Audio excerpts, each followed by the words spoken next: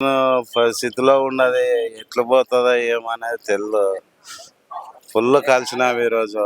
అది శివరాత్రి సెలవు ఉండే, ఇప్పుడు వచ్చినావే అన్ని కలిసినావే మార్కెట్లన.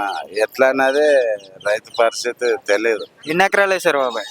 నేను 3 ఎకరాలు వేసినాను. ఎంత అయింది పెట్టుబడి?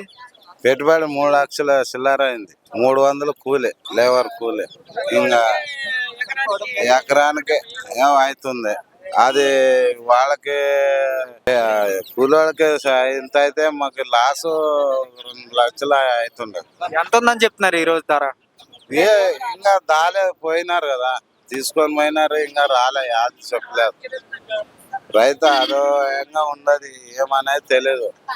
ఇంక లాస్ట్కి ఏమవుతారో తెలియదు రైతులకి. గతంలో ఎలా ఉండేది? గతంలో బాగుంది, అందువల్లే బాగుండగానే వేసినారు. ప్రతి రైతు ఏడ్చుకొని పోతున్నాడు, బాధపడకుండా ఏడ్చుకొని పోతున్నాడు. ఆ గతంలోనైతే బాగా ఉంది, హ్యాపీగా ఉండ్రే, అందువల్లనే ఎక్కువ వేసుకున్నారు ఈ సంవత్సరం.